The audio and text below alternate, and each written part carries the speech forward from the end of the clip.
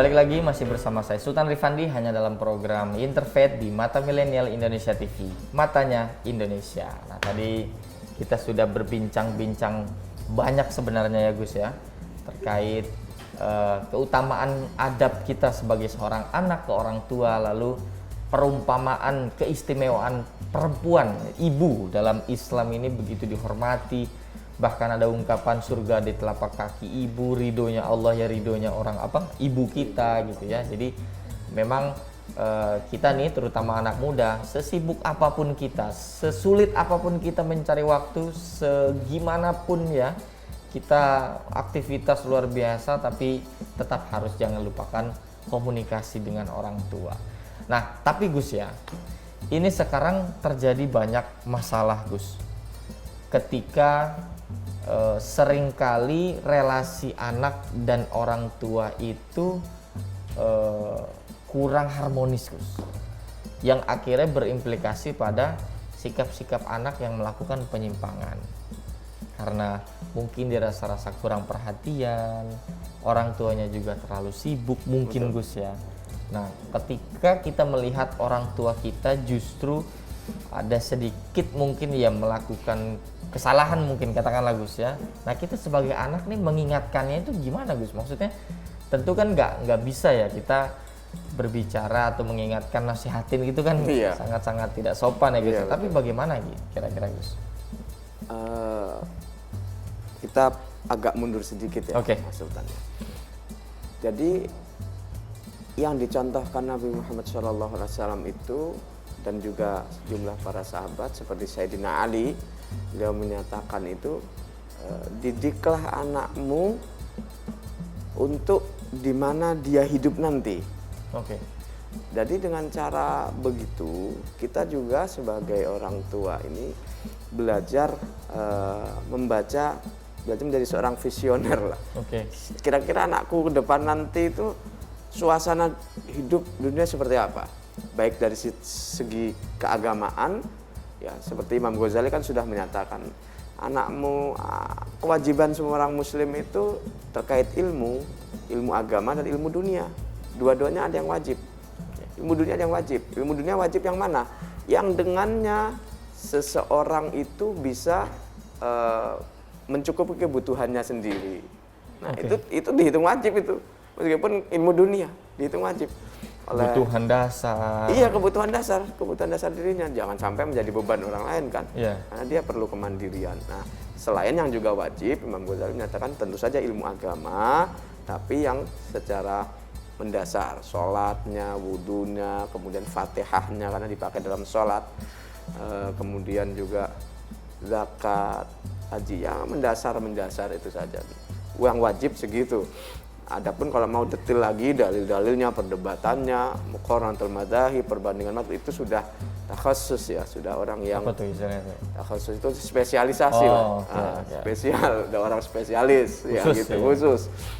Tapi semua muslim punya standar minimalnya segitu gitu sebenarnya ya. Nah, dengan itu kita itu diminta sebagai orang tua kita sendiri ya, calon orang tua ini kira-kira memperkirakan ke depan itu dunia itu seperti apa. Didiklah anakmu sesuai dengan di mana besok dia hidup. Tentunya di sini adalah dari sisi aspek akidahnya, kemudian bagaimana persatuan Islam, iman, ihsannya, lalu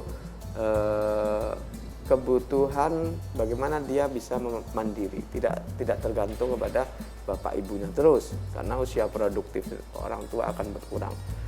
Nah, ketika anak ini sudah dewasa, dia sudah memiliki pikiran sendiri, kadang-kadang ada pasti itu akan ada perbedaan pandangan ya. Perbedaan biasanya yang satu karena orang tua dididik dengan pola pendidikan masa dulu ya itu dia, tabu, sementara anaknya di zaman yang sekarang itu selalu ada perbenturan, perbedaan cara pandang. Namun tetap kita akan diminta untuk selalu mengkomunikasikan segala sesuatu itu dengan bahasa yang baik, tidak menyakitkan, kemudian pandai membaca momen, sikon, melihat keadaan ya. Nah ini pantas nggak diomongin sekarang gitu. Ayahnya masih lelah, ayahnya sedang sakit dan sebagainya. Semacam itu juga bagian dari kan multiple intelligence ya sekarang disebut ya. Membaca situasi gitu ya guys. Kecerdasan yang tidak hanya IQ ya, tapi juga keterampilan kecerdasan dalam intrapersonal itu ketika dia menjalin komunikasi dengan pihak lain, bagaimana itu juga bagian dari yang dihitung sebagai salah satu di antara kecerdasan. Nah ini terutama dengan orang tua, kita kan kadang-kadang aneh Mas. Kenapa tuh aneh? Kalau sama temen itu bisa sabar gitu itu. Iya, sama temen. Sama pimpinan di kantor. Biasa sabar. Sama orang tua yang melahirkan kita, sama yang 9 bulan kita berada di kandungannya, yang tulang dan daging kita tumbuh karena ASI-nya. Kita nggak bisa sabar. Bahkan nggak rela ngerogoh kocek dalam-dalamnya. Jadi kalau untuk traktir temen kantor gitu. Nah ini tentu saja memprihatinkan sesungguhnya. Orang tua nggak akan minta, orang tua membesarkan kita nggak pengen balas jasa, bukan untuk norma itu ya uang atau apa memang. Namun dari situ kan kita bisa menakar diri kita sendiri ya Allah. Jangan sampai kita begitu. Perhatian sama semua orang itu baik. Ya. Namun lebih perhatianlah kepada ayah dan bundamu sendiri. Baik kepada orang rekan kerja, siapapun itu baik. Namun lebih baiklah berlipat-lipat kali kepada ayah bundamu sendiri kan jadi enak begitu. Enggak, bukan menyalahkan kita baik sama orang lain ya, tentu saja berbuat baik kepada siapapun itu ajaran agama, itu puncak. Bahkan kalau kata Imam Ja'far Shadiq itu kan gini, Sultan, kalau engkau ingin tahu kualitas keberagamaan seseorang, jangan lihat sholatnya dan puasanya. Lihat bagaimana dia menghargai, mengapresiasi orang lain. Nah, tadi itu puncaknya akhlak dalam ibadah itu. Puncaknya adalah akhlak. Mementingkan orang lain. Termasuk bahkan orang tua. Apalagi orang tua kan gitu. Apalagi orang tua. Bahkan dalam Islam kan dikenal ibadah demi kepentingan pribadi itu nanti dulu. Demi kepentingan pribadi itu maksudnya demi popularitas dirinya, demi mendongkrak elektabilitas atau demi kepentingan sesaat lah, kepentingan sesaatnya. Nah itu bahkan dalam Islam gitu, orang yang sudah haji lalu dia maksa lagi mau haji lagi, padahal sudah sekali ya. Sudah sekali yang wajib. Di sekarang kirinya ada orang miskin yang susah makan. Maka kalau bahasanya Imam Ghazali itu hajinya haji haram gitu. Oh, bahkan diharamkan. Haram begitu. Itu tadi yang saya maksudkan tadi. Masih egois kan? Masih egois. Nah, ini jadi dana-dana yang haji itu tarik, ayo kita berdayakan kanan kiri. Gitu. Untuk pelayanan sosial. Iya, itu pahalanya sama. Tidak harus dia yang berangkat ke sana, umpama ada gurunya, kiai di kampungnya, kiai yang mengelola madrasah, atau kiai yang kiai dan bunyai yang punya panti asuhan, demikian bisa diberangkatkan, pahalanya dia juga dapat. Dan dia tidak perlu ke sana, tapi dia tetap di sini. Termasuk ini kan memang menjadi apa ya Gus ya? Percikan tadi Gus ya. Jadi mungkin orang tua dididik dulu seperti apa, anak sekarang dididiknya seperti apa. Betul. Nah, terlebih perbedaan itu pun bisa menjadi yaitu keretakan antara relasi anak dengan orang tua. Nah, terlebih nih Gus, ketika ada kasus antara orang tua dan anak itu berbeda kepercayaan, berbeda keyakinan. Nah, kita sebagai anak nih Gimana tuh Gus? Kira-kira Gus. Entah dalam kasus misalkan si anaknya yang berpindah gitu ya Gus ya. Pindah ke agama atau seperti apa. Nah, itu gimana kira-kira Gus?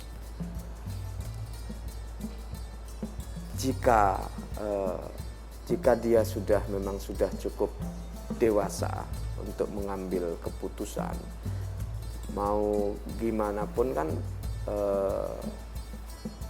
seseorang nanti akan, kalau sudah akil balik lah ya, dia mempertanggungjawabkan pilihan-pilihannya sendiri kan. Belum akil balik itu bahasa ininya kan, kalau kamu masih kecil, kamu baik, nanti pahalanya masuk ke bapak ibumu, ke rekeningnya bahasa gitu. Tapi begitu engkau sudah akil balik, segala keputusan, respon-responmu, perilakumu itu masuk ke rekening atas nama pribadimu sendiri. Jadi pada awalnya ya tentu saja kita semua tidak ingin ada perbedaan itu kan dalam keluarga kita. Namun jika sudah tidak bisa dihindari dan memang ditanyakan kemantapannya, kemudian tidak ada tekanan, dan justru jangan sampai ada tekanan, ya. Artinya itu berdasarkan pilihan, gitu. Atas kesadarannya. Nah itu siapapun itu tetap diminta untuk baik kepada ayah dan bundanya. Tetap harus baik. Tetap dalam hal masalah duniawi itu tetap harus baik. Tapi dia tetap tidak dalam kasusnya itu kan ada seorang sahabat itu ya, melapor ke baginda Nabi itu. Nabi, saya sedih. Kenapa? Bingung juga. Ibu saya mengancam mogok makan sampai tiga hari. Jadi ibunya nih nggak mau makan? Nggak mau makan. Kenapa? Ibu saya nggak reda, nggak bisa nerima saya ini ikut Nabi Muhammad. Sebagai percaya dengan Nabi Muhammad SAW itu. Lalu tapi pesannya Nabi Muhammad, kamu dalam masalah duniawi harus tetap berbakti kepada ibumu itu. Namun kamu tetap dalam imannya tetap. Nah ini semua kan sudah membuat kita bikin panduan ini. Bahwa dalam hal cara kita ibadah, cara kita tauhid, ya tetap. Namun secara akhlak sosial, akhlak dalam kebangsaan, akhlak pada orang tua yang berbeda, ya tetap kita mengorangtuakan beliau-beliau. Jadi artinya kalau persoalan keyakinan sekalipun berbeda, berbaktinya harus tetap. Tetap. Berbuat baiknya harus tetap. Ini tapi kondisinya sekarang kita sudah seiman, satu agama, tapi banyak yang tidak berbakti. Iya. Jadi jangankan belum selesai membahas tentang yang masih seiman saja, kadang-kadang kurang perhatian ya Mas ya. Nah ini juga prihatin juga, namun tetap juga jika ada yang begitu, jadi kita bisa ngasih semacam sedikit inilah guidance ya, bahwa dalam hal kemanusiaan itu tetap harus dikawal, diorangtuakan, butuh bantuan sewaktu-waktu. Bukan justru dikafir-kafirkan gitu ya Gus? Tidak, tentu saja tidak benar itu, bahaya. Sudah cukup, itu kan menyakiti perasaan nanti. Ya. Nah apalagi tadi kita digambarkan satu kisah ya, di mana bahkan seorang anak yang memang mengikuti Nabi Muhammad lalu ibunya tidak setuju gitu ya, justru kata Nabi Muhammad tetap berbakti gitu. Iya, Nabi Muhammad tetap berbakti dalam hal keduniawian, engkau tetap berbakti padanya, namun engkau tidak perlu mengikuti kepercayaan dan keyakinan ibumu itu. Nah di sini kan ada semacam tantangan sesungguhnya ya. Gimana ya mengimplementasikan guidance dari Nabi Muhammad ini. Tapi dalam kasus tersebut sahabat itu bisa melewatinya itu. Ibunya luluh. Akhirnya makan. Ibunya mau mengakhiri mengakhiri mogok makannya itu. Karena dengan kelembutan ya, dengan justru kelembutan. tidak dikerasi ya, Justru tidak ya, dipaksakan. justru nggak terus nggak ambekan lah ya gitu ya. Tapi anaknya itu tetap berusaha mendekat, tetap engkau ibuku, tetap dilayani makannya bagaimana dan hal semacam itu mungkin yang dilakukan pendekatan kemanusiaannya. Justru dengan beragama Islam itu kan justru harus bisa memperlihatkan tadi itu yang sebagaimana disimpulkan oleh Imam Ja'far Shadiq ya, ukuran kualitas engkau punya kesadaran beragama Islam yang dalam, tolok ukurnya itu bukan seberapa banyak Anda menghafal sholat, hafal Quran dan sebagainya. Yeah. Ya, tapi adalah bagaimana engkau mengapresiasi orang lain, menghargai orang lain. Termasuk juga nih Gus, karena seorang anak mungkin ya Gus ya, ini ikut dalam satu komunitas keagamaan, agama Islam lah taruh, ikut dalam satu pengajian tertentu, ikut dalam satu aliran ya pengajian tertentu, lalu berbeda dengan orang tuanya. Begitu pulang ke rumah seolah-olah salah nih yang dilakukan sama orang tua dan lain-lain sebagainya. Jadi akhirnya pahamnya masuk ya radikalisme lah atau apa segala macam. Nah itu gimana tuh Gus kalau terjadi case seperti itu? Nah paling awal itu kan yang harus kita juga hati-hati. Pengajian kayak apa sih tipikal yang kita ikuti nih kaum milenial terutama ya. Kalau dia pengajiannya tertutup, ya, diam-diam, dikunci, diam-diam, ya, maka itu sudah menunjukkan eksklusivitas yang mencurigakan. Terbukti nanti juga umpama terus menghalalkan segala cara untuk iuran bulanan, mencuri, ya. Atau bahkan lebih jauh lagi menganggap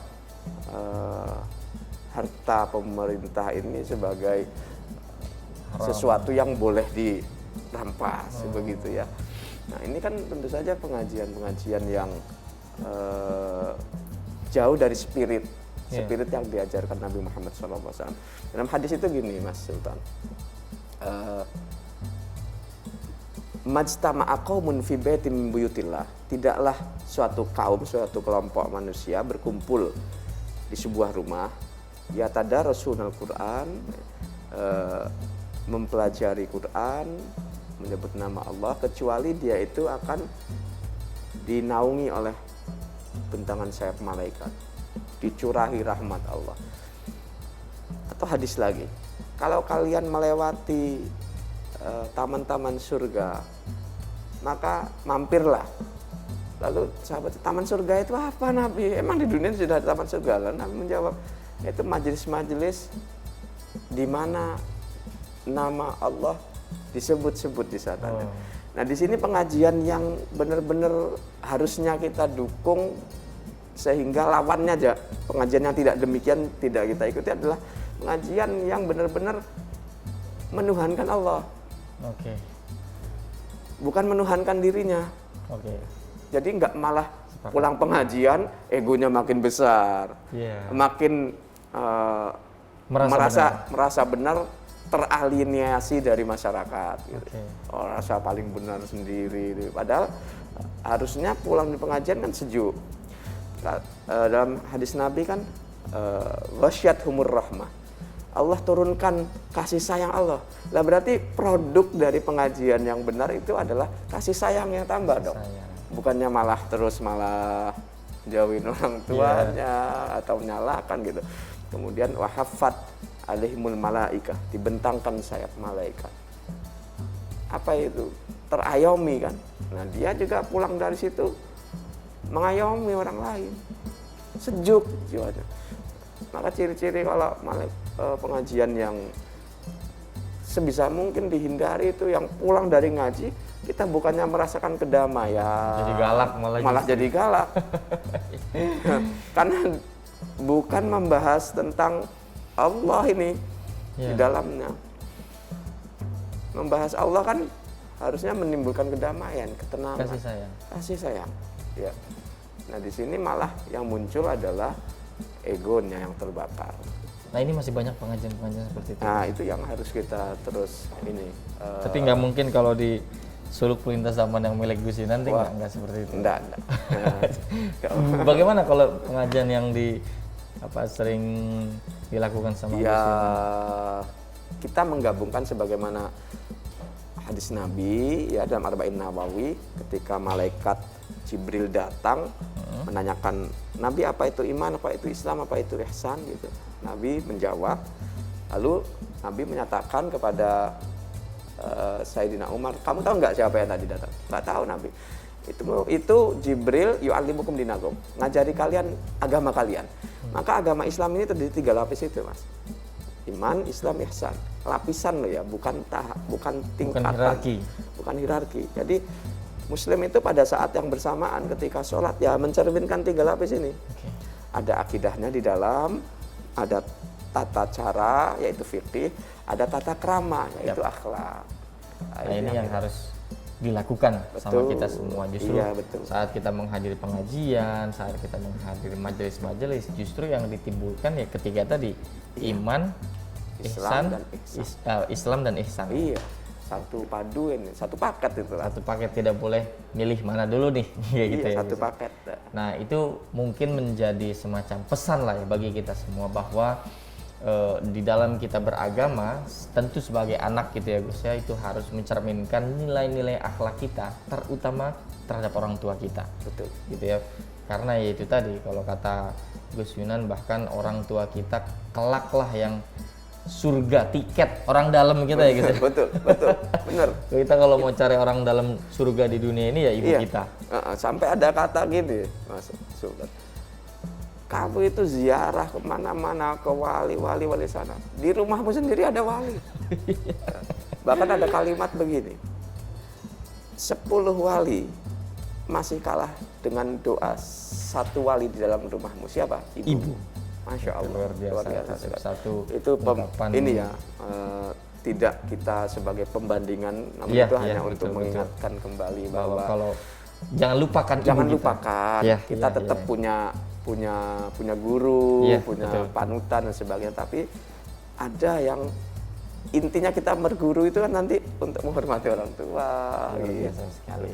Tentu semoga apa yang dikatakan oleh Gus Yunan dari segmen 1 sampai akhir ini sebagai pengingat kita lah.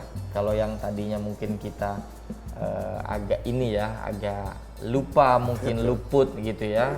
Agak melupakan orang tua kita, lupa mengabarkan ibu kita, sudah seminggu nggak telepon lah, apa segala macam, mungkin itu menjadi alarm lah bagi kita bahwa orang tua kita menanti kabar kita, menanti doa kita, menanti rindu itu berat ya Gus ya. Waduh, kalau kata Dilan gitu. Iya betul. Baik, terima kasih Gus Yunan, ini nggak kerasa kita sudah berbincang-bincang secara panjang. Tentu saja akan ada banyak pembahasan lainnya di episode lainnya Gus Yunan.